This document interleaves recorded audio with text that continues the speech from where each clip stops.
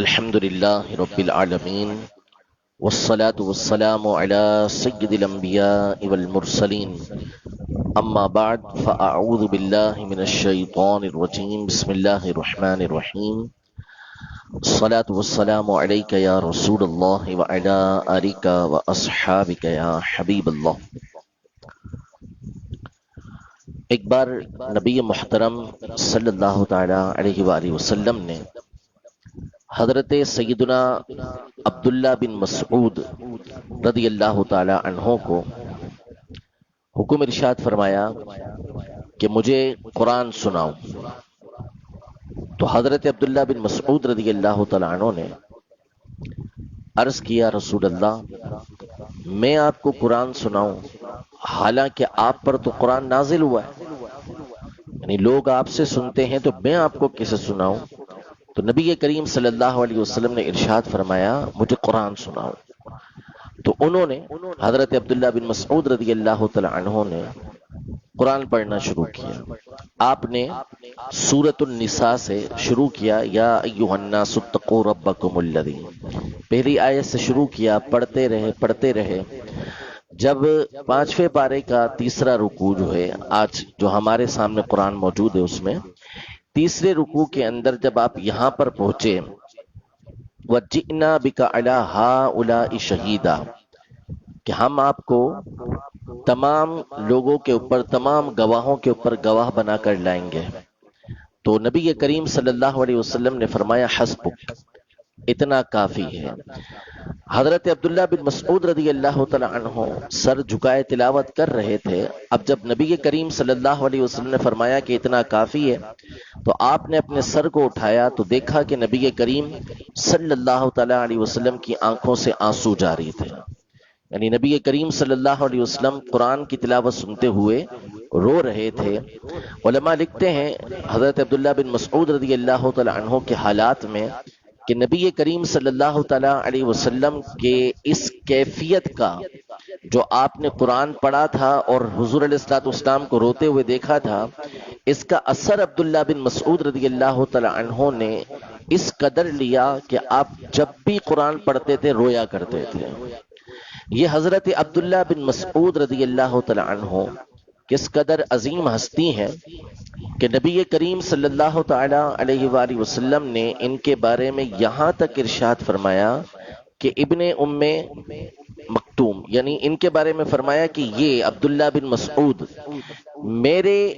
میری امت کے لیے جس بات میں راضی ہیں میں بھی اس میں راضی ہوں، اور جو بات یہ میری امت کے لیے ناپسند کرتے ہیں میں بھی اس کو ناپسند کرتا ہوں.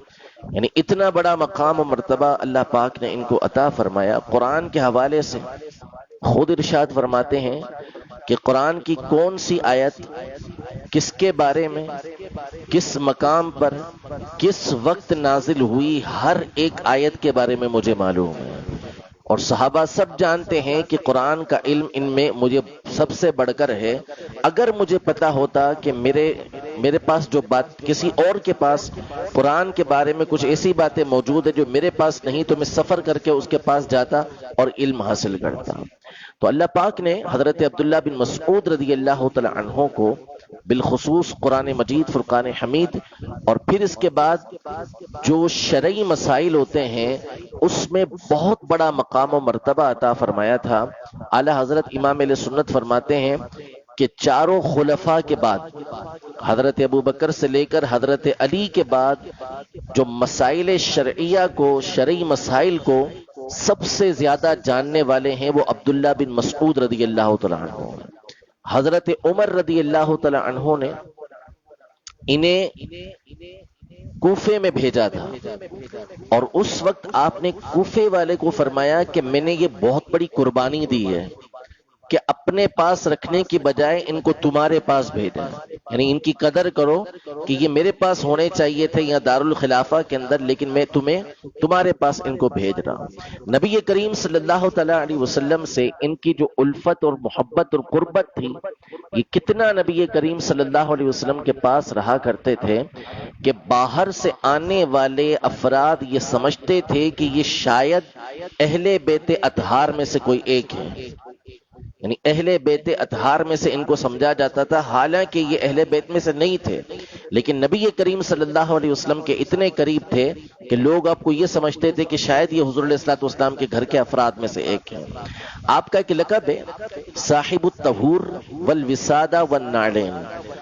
طہور بولتے ہیں پانی کے برتن کو، وضو کرنے کے برتن کو، اور وسادہ عربی زبان کا لفظ، اس میں اس کا معنی ہے تکیہ، اور نالین یہ چپلوں کو بولتے ہیں۔ ان کا یہ لقب اس لیے ہے کہ نبی کریم صلی اللہ علیہ وسلم جہاں بھی جایا کرتے تھے، نبی رحمت صلی اللہ علیہ وسلم کے مبارک چپل یہ اٹھایا کرتے تھے۔ آپ علیہ الصلوۃ والسلام کا وضو کا برتن یہ اٹھایا کرتے تھے، نبی کریم صلی اللہ تعالی علیہ وسلم کا تکیہ یہ اٹھایا کرتے تھے۔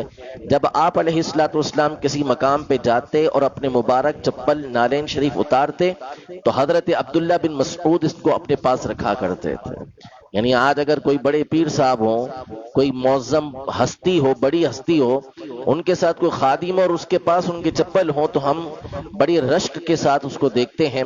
تو نبی کریم صلی اللہ تعالی علیہ وسلم کے مبارک نالین جن کے پاس رہتے ہوں، ان کا مقام و مرتبہ کیا ہوگا؟ جو سر پہ رکھنے کو مل جائے نالے پاک حضور، آپ علیہ الصلوۃ والسلام کا نالین پاک سر پہ رکھنے کو مل جائے تو پھر کہیں گے کہ ہاں تاجدار ہم بھی ہیں، ہم بھی بادشاہ ہیں کہ ہمیں حضور علیہ الصلوۃ والسلام کا مبارک نال جو ہے وہ سر پر رکھنے کو ملا ہے۔ تو یہ تو نبی کریم صلی اللہ علیہ وسلم کے حقیقی جوتے ہمیشہ اٹھا کر رکھتے تھے، مبارک جوتے ان کے پاس ہوا کرتے تھے۔ اللہ پاک ان کی برکتیں ہمیں عطا فرمائے۔ اللہ پاک نے حضرت عبداللہ بن مسعود رضی اللہ تعالیٰ عنہ، یہ جسمانی اعتبار سے انتہائی کمزور تھے، حتیٰ کہ بعض علماء نے یہاں تک لکھا کہ اگر کوئی بڑے قد کا شخص بیٹھا ہو اور یہ کھڑے ہو تو قد برابر ہو، اتنا ان کا جسم کمزور تھا۔ ان کی جو ٹانگیں تھیں یہ بہت پتلی پتلی سی تھیں، اور ابو جہل کو مارنے والے یہ تھے۔ جب ابو جہل پر حملہ ہوا تو یہ مرا نہیں تھا معاذ اور معوذ کے حملے کے اندر، پھر اس کی گردن جو اتاری تھی وہ عبداللہ بن مسعود رضی اللہ تعالیٰ عنہ نے اتاری تھی۔ عبداللہ بن مسعود رضی اللہ تعالی عنہ کی مبارک پنڈلیوں کو دیکھ کر، ٹانگوں کو دیکھ کر کسی کی ہنسی نکل گئی کہ اتنی پتلی پتلی ٹانگیں ہیں۔ تو ارشاد فرمایا نبی کریم صلی اللہ علیہ وسلم نے، جس کا مفہوم و خلاصہ یہ ہے کہ ان کی ایک ایک پنڈلی جو ہے یہ میزان عمل میں احد پہاڑ سے بھی بھاری ہوگی، اتنا ان کا مقام و مرتبہ ہے۔ نبی رحمت صلی اللہ علیہ وسلم، صحابہ کرام علیہ رضوان ان سے بہت محبت کرتے تھے اور شرعی مسائل ان سے ہی پوچھا کرتے تھے، حتیٰ کہ بعض اوقات کسی اور صحابی سے، جیسے ابو موسیٰ اشعری رضی اللہ تعالی عنہ سے مسئلے پوچھے گئے تو حضرت عبداللہ بن مسعود رضی اللہ تعالی عنہ نے ان کو ٹوکا کہ مسئلہ اس طرح نہیں اس طرح ہے، تو حضرت ابو موسیٰ اشعری رضی اللہ تعالی عنہ نے فرمایا کہ جب تک یہ موجود ہیں مسئلے انہی سے پوچھا کرو، ان کی موجودگی میں کسی اور سے مسئلے پوچھنے کی ضرورت نہیں ہے۔ اللہ جل شانہ ان کی برکتیں اور رحمتیں ہمیں عطا فرمائے۔ کل بروز قیامت اللہ تبارک و تعالی ان کی شفاعت میں سے بھی ہمیں حصہ عطا فرمائے۔ آمین بجاہ النبی الامین صلی اللہ تعالی علیہ وآلہ وسلم۔